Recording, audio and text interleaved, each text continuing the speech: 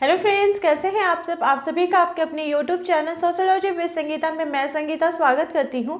और इस चैनल के माध्यम से हम लोग सोशियोलॉजी की कम्पिटिटिव एग्जाम के प्रिपरेशन करते हैं, जिसके अंतर्गत आपको यूट्यूब पे डेली 3 क्लासेस मिलती हैं। मॉर्निंग के 8 बजे के क्लास में हम लोग कवर कर रहे हैं झारखंड माध्यमिक आचार्य के सोशियोलॉजी के सिलेबस को, जहाँ पे आप लोगों का यूनिट 20 चल रहा है। दोपहर के 4 बजे हम लोग कवर कर रहे हैं जेपीएससी जेट और यूजीसी नेट के सिलेबस को, क्योंकि जेपीएससी जेट का जो सिलेबस है वो यूजीसी नेट के सिलेबस के अकॉर्डिंग ही है। और रात के 8 बजे हम लोग कवर कर रहे हैं बीपीएससी टीआरटी 4.2 के सोशियोलॉजी के सिलेबस को। तो आज की जो हमारी क्लास है जेपीएससी जेट और यूजीसी नेट की, तो वैसे स्टूडेंट जो जेपीएससी जेट की तैयारी कर रहे हैं, यूजीसी नेट की तैयारी कर रहे हैं, तो इस चैनल पे प्लेलिस्ट मैं बना दी हूँ जेपीएससी जेट और यूजीसी नेट सोशियोलॉजी 2025 करके। आप लोग जाकर उस चैनल में सारे क्लासेस को सीरियली वाइज वहाँ पे देख सकते हैं।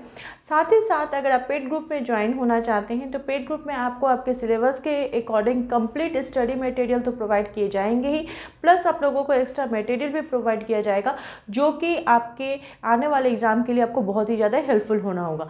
तो पेड ग्रुप में ज्वाइन होने के लिए आपको क्या करना होगा, सिंपली आपको इस नंबर पे, ये जो कॉन्टैक्ट नंबर दिख रहा है 7870421839, इस नंबर पे या तो कॉल के माध्यम से या फिर व्हाट्सएप के माध्यम से आप जुड़ सकते हैं। व्हाट्सएप में मैसेज भी कर दीजिएगा, तो मैं जो पेड ग्रुप में ज्वाइन होने का जो प्रोसेस है वो मैं आप लोगों को बता दूंगी, या फिर मैं खुद से आप लोगों को कॉल कर लूँगी। तो इसमें कॉल के माध्यम से या व्हाट्सएप के माध्यम से आप लोग जुड़ सकते हैं, जहाँ पे आपको सिलेबस के अकॉर्डिंग कंप्लीट स्टडी मटेरियल मिलेगा, प्लस पेपर 1 का स्टडी मटेरियल मिलेगा।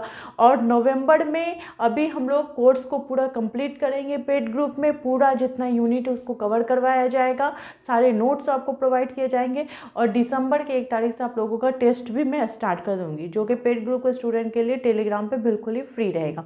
तो देखिए, आज का जो हमारा टॉपिक है, जिसके अंतर्गत यूनिट 1 में जो सेकेंड सब यूनिट दिया गया है वो है संरचना, प्रकारवाद एवं संरचनावाद। इसके अंतर्गत कल के क्लास में हम लोगों ने ब्राउनिस्लो मेलिनोवस्की जी की थ्योरी को देखा था। आज जिनके संदर्भ में हम लोग देखेंगे वो है A.R. Radcliffe brown. A.R. Radcliffe brown, इनका पूरा नाम क्या है? एल्फ्रेड रेनेगोल्ड रेडक्लिफ ब्राउन, जिसको कि शॉर्ट में हम लोग A.R. रेडक्लिफ ब्राउन के नाम से जानते हैं। तो जैसा कि हर एक थिंकर्स का मैं आप लोगों को बताती हूँ कि थिंकर्स की थ्योरी को जानने से पहले उन्होंने कौन से सिद्धांत दिए थे, उसके पहले हम लोग थोड़ी इनकी बायोग्राफी को देख लेते हैं। इससे क्या होता है कि हम लोग का एक बेस मजबूत हो जाता है, ताकि हम लोग को पता चल सके कि उन्होंने कौन कौन से बुक्स की रचना की है और उनका जो सिद्धांत है वो कौन से बुक से रिलेटेड है, एक पृष्ठभूमि तैयार हो जाती है। तो देखिए, A.R. रेडक्लिफ ब्राउन, इनको मेनली किसके लिए जाना जाता है? तो इनको स्ट्रक्चरल फंक्शनलिज्म के लिए जाना जाता है। यानी कि इनको मेनली किसके लिए जाना जाता है? संरचनात्मक प्रकारवाद के लिए। किसके लिए? तो संरचनात्मक प्रकारवाद के रूप में इनको जाना जाता है।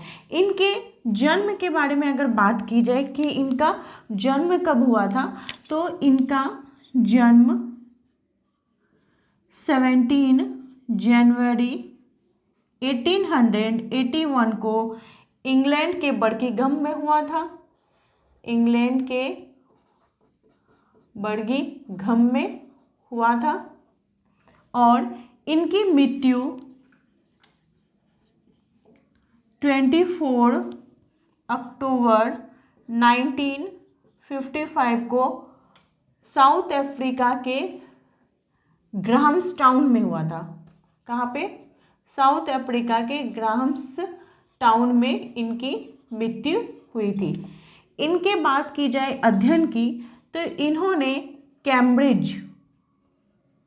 कैम्ब्रिज विश्वविद्यालय से इन्होंने अध्ययन किया था, और वहाँ पे वे रिवर्स और हेडन नामक मानव शास्त्री के संपर्क में आने के बाद उनका क्या हो गया, एकदम मानव शास्त्र में रुचि उत्पन्न हुई। क्या हुआ?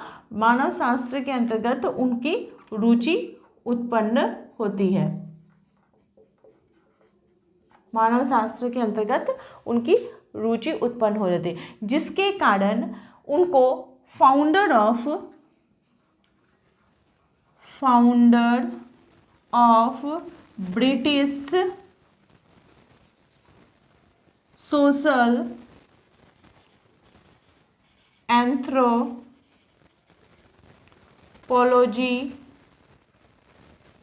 ऑफ फंक्शनलिज्म के रूप में जाना जाता है। किनको? तो A.R. रेडक्लिफ ब्राउन को। ठीक है, किसके रूप में? तो founder of British social anthropology of functionalism जाना जाता है। इन्होंने 1906 में निर्जाति अध्ययन किया। किसका अध्ययन किया था उन्होंने? तो निर्जाति अध्ययन किया, जिसके कारण इसको इस विषय में निर्जाति अध्ययन में इनको स्कॉलरशिप भी प्राप्त हुआ था। क्या हुआ था? स्कॉलरशिप भी प्राप्त हुआ था निर्जाति अध्ययन के क्षेत्र में अध्ययन करने के लिए। और इनका अगर फील्ड वर्क के बारे में बात की जाए कि इन्होंने कौन सा फील्ड वर्क किया था, तो 1908 में अंडमान द्वीप समूह, ठीक है, अंडमान द्वीप समूह में उन्होंने अपना क्षेत्रीय अध्ययन किया था। और वहाँ पे जब वे अध्ययन किए तो उन्होंने किस रूप में किया था? तो तुलनात्मक अध्ययन किया था। कैसे अध्ययन किए थे? तुलनात्मक अध्ययन किए थे। दो जनजातियों के बीच कैसा तुलना है, इसके संदर्भ में उन्होंने अध्ययन किया था अपना 1900 के अंडमान द्वीप समूह के अंतर्गत। ठीक है, अब इनके कुछ इंपॉर्टेंस बुक्स को हम लोग देखेंगे, इनकी थ्योरीज को देखेंगे। तो मैं यहाँ पे बोर्ड को मिटा देती हूँ ताकि आप लोगों को देखने में सुविधा हो सके।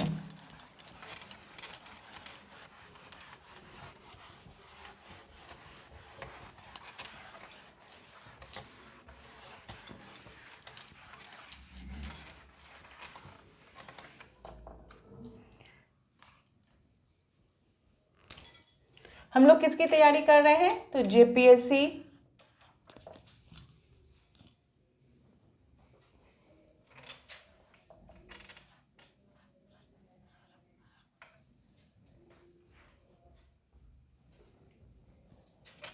जेट और यूजीसी नेट की तैयारी कर रहे हैं। किसकी? जेपीएससी, जेट और यूजीसी नेट के अंतर्गत हम लोग समाजशास्त्र विषय की तैयारी कर रहे हैं।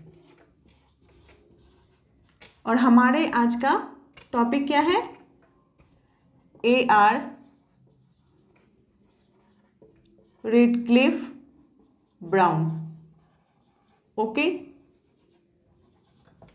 और पेड ग्रुप में ज्वाइन होने के लिए आपको क्या करना होगा? सिंपली 7870421839 पे कॉल करके आप पेड ग्रुप में ज्वाइन हो सकते हैं। तो देखिए, अब इनके इम्पोर्टेंस बुक्स की तरफ अगर हम लोग देखें कि इन्होंने कौन कौन सी पुस्तकों की रचना की, इनका जो संरचनात्मक प्रकारवाद का सिद्धांत था उन्होंने कौन से बुक में इसके संदर्भ में बात की, तो एक एक करके हम लोग देखते हुए चलेंगे।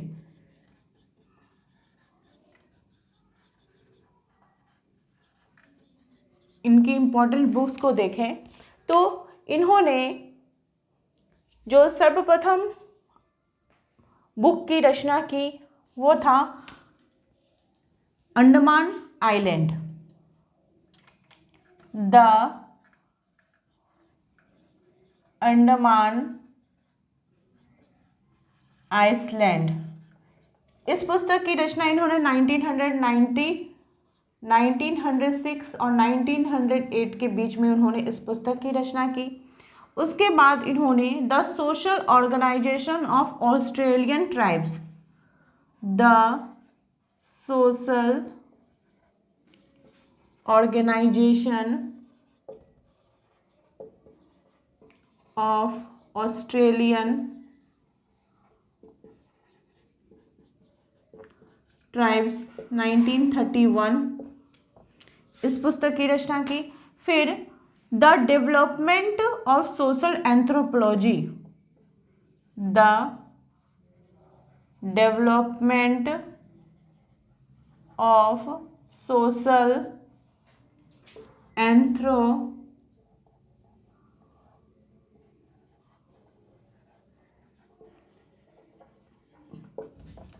इस पुस्तक की रचना इन्होंने कब की? The development of social anthropology 1936 में। नेक्स्ट इनकी बुक है African system of kinship and marriage, African system of kinship and marriage. इस पुस्तक की रचना इन्होंने कब की? तो 1950 में। नेक्स्ट है structure and function in primitive society. Structure and function in primitive society 1952। ये इम्पॉर्टेंट बुक है इनकी, जिसके अंतर्गत उन्होंने संरचनात्मक प्रकारवाद का जो अपना सिद्धांत था उसको प्रस्तुत किया। और इसको प्रस्तुत करने के लिए वो किसका यूज़ करते हैं, किसका सहारा लेते हैं? तो जीव विज्ञान का सहारा लेते हैं। कैसे लेते हैं मैं आगे आगे आप लोग को बताऊंगी। फिर इन्होंने कुछ और इम्पोर्टेंस बुक्स लिखी, जैसे method in social anthropology, selected essay, a natural science of society 1957 में। और बात की जाए कि संरचना के ऊपर अगर और भी आपको थिंकर्स पूछा जाए कि और कौन कौन से थिंकर्स हैं जिन्होंने संरचना के संदर्भ में बात की है, तो पार्सन्स महोदय का the social system, Marion J Levy का द स्ट्रक्चर ऑफ सोसाइटी, ये सभी आ जाएगा। और ये जो संरचना हम लोग क्या पढ़ रहे हैं, संरचनात्मक प्रकारवाद, यही इनका थ्योरी है। तो ये जो संरचना, ये शब्द है, ये सब आप पूछ सकते हैं कि ये शब्द सर्वप्रथम किसने प्रयोग किया था? तो हर्बर्ट स्पेंसर ने अपनी पुस्तक द प्रिंसिपल ऑफ सोशियोलॉजी में। इसको भी याद रखिएगा, संरचना शब्द का सर्वप्रथम प्रयोग किसने किया था? तो हर्बर्ट स्पेंसर ने अपनी पुस्तक द प्रिंसिपल ऑफ सोशियोलॉजी में इसका प्रयोग किया था। ठीक है, अब है कि इन्होंने कौन कौन से थ्योरीज दिए थे, किन किन के इम्पॉर्टेंट थ्योरीज कौन कौन से हैं, हम लोग उसको देखते हुए चलते हैं। देखिए ये जो समाज है, ठीक है, तो ये समाज के अंतर्गत दो प्रकार की चीज़ें हम लोगों को देखने को मिलती हैं, एक प्रकारवादी और एक संघर्षवादी। तो जितने भी थिंकर्स हैं या तो वो प्रकारवादी सिद्धांत के अंतर्गत कुछ आते हैं या फिर कुछ ऐसे थिंकर्स हैं जो संघर्षवादी सिद्धांत के अंतर्गत आते हैं। तो जो एयर रेडक्लिफ ब्राउन थे वो क्या थे? प्रकारवादी सिद्धांत के अंतर्गत आते थे। इन्होंने कौन कौन से सिद्धांत दिए हैं उसको हम लोग तो देखते हैं। तो इन्होंने सबसे पहले तो क्या दिया है? संरचनात्मक प्रकारवाद। संरचनात्मक प्रकारवाद का इन्होंने सिद्धांत दिया है, सबसे इम्पॉर्टेंट है। किसमें दिया है? तो structure and function in primitive society में दिया है। उसके बाद उन्होंने संस्कृति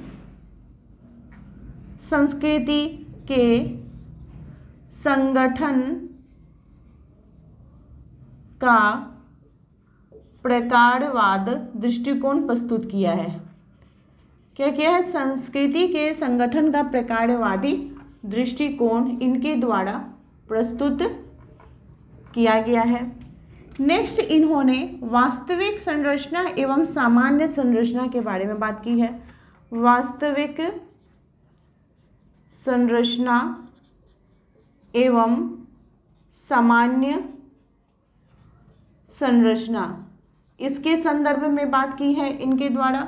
फिर उन्होंने जो संरचनात्मक प्रकारवाद के द्वारा बोला गया है, तो इसमें उन्होंने व्यक्ति को महत्वपूर्ण माना है। ठीक है, व्यक्ति को महत्वपूर्ण माना है, व्यक्ति को महत्वपूर्ण मानते हैं। वे बोलते हैं कि हमारा जो मनुष्य का शरीर है, हर एक इस शरीर के प्रत्येक अंग का अपना अलग अलग काम है, और जब ये सभी अंग सुचारू रूप से सही ढंग से काम करते हैं तो उसी प्रकार से हमारा शरीर बनता है। उसी प्रकार से समाज के अंतर्गत भी इसके विभिन्न संरचनाएं हैं जिसका अपना अलग अलग काम है और वो समाज के लिए महत्वपूर्ण है। और जब वो सही ढंग से सही प्रकार से काम करते हैं तो किसका करते हैं? तो संरचना का गठन करते हैं। इसके लिए उन्होंने टेबल का यूज़ किया है। टेबल को उदाहरण दे के बोला है कि कोई भी जो टेबल होता है उसका आप देखिएगा कि 4 पैर रहता है, ऊपर उसका जो लकड़ी का बेस रहता है। ठीक है, तो उसका संरचना को अगर चेंज कर दिया तो टेबल का जो स्वरूप है वो चेंज हो जाएगा। इसी प्रकार से उन्होंने मकान का भी यूज़ किया है कि जब मकान का बनावट होता है, तो मकान को बनाने के लिए सीमेंट, बालू, गिट्टी, छड़, जो भी चीज़ें हैं मिस्त्री सबका प्रयोग किया था। और उसमें अगर किसी चीज़ का 19-20 हो जाए तो वो मकान का जो संरचना है वो ढह सकता है। उसी प्रकार से हमारा मनुष्य का भी शरीर है, इसके अगर विभिन्न अंग सबका अलग अलग है, आँख का काम अलग है, मुंह का काम अलग है, कान का काम अलग है, तो इसके संरचना में अगर किसी प्रकार का विघ्न होता है तो वो फिर कैसा हो जाएगा, तो फिर उस मनुष्य का शरीर ठीक नहीं रहेगा। उसी प्रकार से समाज के बारे में, इसलिए समाज को उन्होंने व्यक्ति के साथ जोड़कर उन्होंने क्या माना है कि समाज क्या है, मूर्त है। व्यक्ति के साथ उन्होंने तुलना की है जिसके कारण उन्होंने समाज को मूर्त माना है। ये चीज़ भी ध्यान में रखिएगा, ठीक है। A.R. रेडक्लिफ ब्राउन जो थे वो एक और महत्वपूर्ण कथन दिए थे। क्या दिए थे कि व्यक्तियों के पारस्परिक संबंधों का जाल को वे सामाजिक संरचना मानते हैं। क्या बोलते हैं, व्यक्तियों के पारस्परिक संबंधों के जाल को वो सामाजिक संरचना मानते हैं। और ये जो समाज के जो विभिन्न अंग हैं जो महत्वपूर्ण ढंग से काम कर रहे हैं, समाज के को गठन को बनाए हुए हैं, उसके बनावट को बनाए हुए हैं, उसकी संरचना को बनाए हुए हैं, और उसकी तुलना वे किससे कर रहे हैं, तो मनुष्य के शरीर से कर रहे हैं, जिसके कारण वह जो गठन है, जो बनावट है, उनके बीच जो एकता पाई जाती है उसको उन्होंने क्या कहा है, प्रकार्यात्मक एकता के नाम से भी वे जाने जाते हैं। वे प्रकार्यवाद के जनक हैं, ठीक है। और वह सामाजिक आवश्यकताओं पर बहुत अधिक जोर देते हैं। और सामाजिक आवश्यक दशाएं रेडक्लिफ ब्राउन के अनुसार क्या क्या है, आप बोल सकते हैं कि सामाजिक आवश्यक दशाएं आखिर है क्या, तो रोना, बोलना, हंसना, सोना, खाना, पीना, ये सभी क्या है, समाज के अंतर्गत महत्वपूर्ण दशाएं हैं। ये सभी चीज़ें जो हैं जो समाज में होती हैं। उन्होंने रेडक्लिफ ब्राउन ने संरचना को प्रकार को एक सिक्के का दो पहलू बताया है। और उनका मानना था कि जीव विज्ञान में जिस प्रकार से मनुष्य का शरीर है उसी प्रकार से समाज के अंतर्गत ये सोसाइटी है। तो इसके लिए उन्होंने 2 शब्दावलियों का भी प्रयोग किया है, ठीक है। समाज को बताने के लिए 2 शब्दावलियों का भी प्रयोग उनके द्वारा किया गया है। वे 2 शब्दावली क्या है उसको भी हम लोग देख लेते हैं।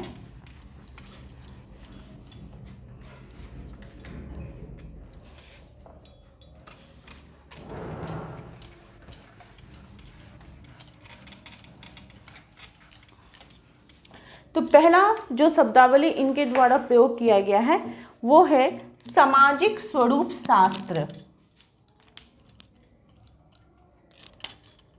पहला ये क्या प्रयोग करते हैं, सामाजिक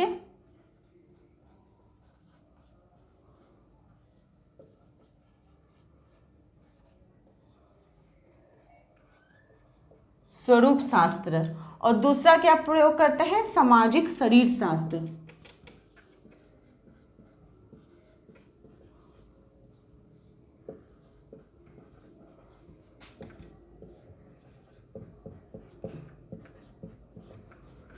सामाजिक स्वरूप शास्त्र जिसको कि बोला जाता है सोशल मॉर्फोलॉजी।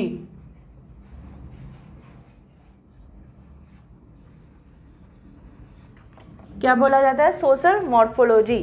और सामाजिक शरीर शास्त्र को बोला जाता है सोशल फिजियोलॉजी।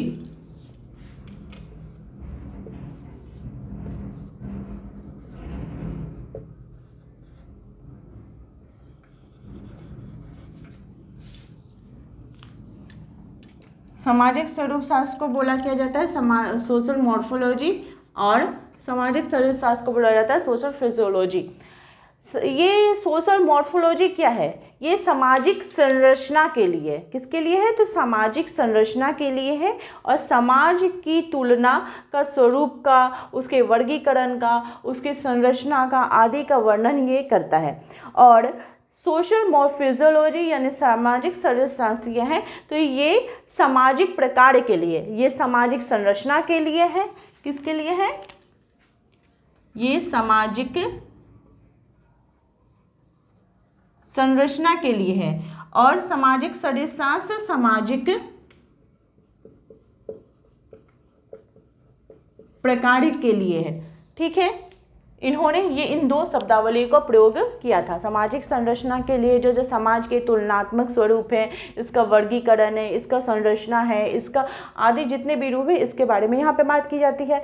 और सामाजिक जो शरीर शास्त्र है वो नैतिकता का बात करता है, उसके बाद सामाजिक प्रकार, तो सामाजिक प्रकार में कौन कौन सा आ जाएंगे, नैतिकता, कानून, शिष्टाचार, धर्म, सरकार, शिक्षा, ये सभी चीज़ें जो हैं वो सामाजिक शरीरशास्त्र के अंतर्गत आ जाएंगे। तो रेडक्लिफ ब्राउन का जो संरचनात्मक प्रकारवाद का सिद्धांत था, इसकी आलोचना किनके द्वारा की गई है, ये चीज़ भी हमको याद में रखना है, ध्यान में रखना है। इसकी आलोचना किसने की है, तो मर्टन महोदय ने। किसने की है, मर्टन महोदय ने। और वे बोलते हैं जो सार्वभौमिक प्रकार, मतलब सब चीज़ें जो समाज के अंतर्गत बोल रहे हैं रेडक्लिफ ब्राउन के, सभी महत्वपूर्ण है, सभी चीज़ हेल्पफुल है, इस चीज़ को वो नकारते हैं। वो बोलते हैं कि सार्वभौमिक प्रकार की ये जो बात है ये गलत है। ठीक है, क्या बोलते हैं कि ये सार्वभौमिक प्रकार की जो बात है ये गलत है। अब एक और इनकी थ्योरी है, वो है नातेदारी व्यवस्था। क्या है, नातेदारी व्यवस्था। ये जो नातेदारी व्यवस्था है ये इन्होंने कहाँ पे किया था, तो अफ्रीका में किया था। और इसके अंतर्गत उन्होंने थांगू और बाटू जनजाति के संदर्भ में बात की थी। थांगू और बाटू, ये दो प्रकार के जनजातियां थी, उनकी जो विधि व्यवस्था थी, उनकी जो कानून की व्यवस्था थी, उनका उन्होंने अध्ययन किया था। उनके संदर्भ में उन्होंने अपने सिद्धांत में उनके संदर्भ में बात भी की थी। और वे बोलते हैं कि समाज और व्यक्ति को ये निर्धारित करती है जो कानून व्यवस्था है वो, और सामाजिक एकीकरण का योग के बारे में ये बात करते हैं। और सामाजिक एकीकरण का जो योग की बात करते हैं, ये 3 प्रकार के सामाजिक एकीकरण के बारे में बात करते हैं। वे 3 प्रकार कौन कौन से हैं, धार्मिक एकीकरण, उसके बाद आपका सहोदर एकीकरण, सहोदर एकता, और एक वंश एकता। तो सहोदर जो एकता है उसके अंतर्गत परिहार या एविडेंस देखने को मिलता है, जैसे दूर का छुआ, मतलब थोड़ा पर्दा प्रथा का प्रथा, ये चीज़ें देखने को मिलती हैं। और जो वंश एकता, परिहास, उसके अंतर्गत परिहास देखने को मिलता है, जोकिंग की चीज़ें जो है वो देखने को मिलती हैं। तो आप लोगों ने जो इतना कुछ पढ़ा, इतना कुछ आप लोगों ने सुना, तो इससे आप लोग क्या निष्कर्ष पे पहुँचे ए.आर. रेडक्लिफ ब्राउन के सिद्धांत में? तो हम लोग यही पहुँचते हैं कि ए.आर. रेडक्लिफ ब्राउन जो थे, इन्होंने संरचना को स्थायी माना है। ठीक है, क्योंकि ये बोलते हैं कि संरचना तो स्थायी मानते हैं और इसका जो अंग है उसमें परिवर्तन होता है, उसके अंग में परिवर्तन देखने को मिलता है। इसके संदर्भ में बात करते हैं, इसके लिए वो ऑस्ट्रेलिया का, अफ्रीका के जनजातियों का वे अध्ययन करते हैं। फिर सामाजिक संरचना को क्या मानते हैं कि सामाजिक संरचना जो मूर्त है, क्योंकि वो सामाजिक संरचना की तुलना व्यक्ति के साथ करते हैं, तो व्यक्ति को तो हम देख पा रहे हैं, तो उसी प्रकार से सामाजिक संरचना को भी ये मूर्त बोलते हैं कि हाँ हम भी इसको देख पा रहे हैं। फिर वे बोलते हैं कि प्रत्येक जो सामाजिक संरचना है उसका अपना विशिष्ट सांस्कृतिक इकाई होता है, उसका अपना पर्यावरण होता है, अलग संस्कृति, अलग इकाई। सबका देखिएगा कि सबका जो अलग क्षेत्र के लोग रहते हैं, सबकी अपनी अपनी विशिष्ट संस्कृति रहती है, तो इसलिए सबको वो विशिष्ट मानते हैं। फिर वे सामाजिक संरचना के प्रकारों के संदर्भ में बात करते हैं। वे 2 प्रकार कौन कौन से हैं, वास्तविक संरचना और सामान्य संरचना। वास्तविक संरचना के अंतर्गत क्या आएगा, तो व्यक्तियों से ये मिलकर बनती है, इसमें परिवर्तन होने के कारण ये बदलती भी रहती है। और जो सामान्य संरचना है ये, इसमें आपके नियम आ जाएंगे, कानून आ जाएंगे, प्रतिमान आ जाएंगे, ये सभी चीज़ें आ जाएंगी। फिर उन्होंने 2 शब्दावली और यूज़ किया था, यूनोमिया और डिस्नोमिया। क्या, यूनोमिया और डिस्नोमिया। जो यूनोमिया होता है, 2 चीज़ें उन्होंने यूज़ की थी। क्या क्या यूज़ किए थे, उनके द्वारा बोला गया था, यूनोमिया और एक और चीज उन्होंने यूज किया था, डिस्नोमिया। ये जो यूनोमिया है ये संरचना की स्वच्छ अवस्था के बारे में बात करता है कि संरचना का जो अच्छा चीज़ है, अच्छे प्रकार है, उन सभी के बारे में। और ये जो डिस्नोमिया है, जो समाज के अंतर्गत जो रोगग्रस्त अवस्था है उसके बारे में बात करता है, मतलब प्रकार्य और अकार्य के रूप में इसको हम देख सकते हैं। तो आई होप आप लोगों को आज की क्लास हेल्पफुल लगी होगी। इसी प्रकार से आप लोग चैनल के साथ बने रहिए। आप सभी का मेरे चैनल में बने रहने के लिए बहुत बहुत धन्यवाद। और अगर आपके कोई भी क्वेरीज, कोई भी डाउट है तो मुझे कमेंट करके ज़रूर बताएं। और अगर आप मेरे चैनल पर नए हो तो प्लीज़ सब्सक्राइब करना ना भूलें। Thank you.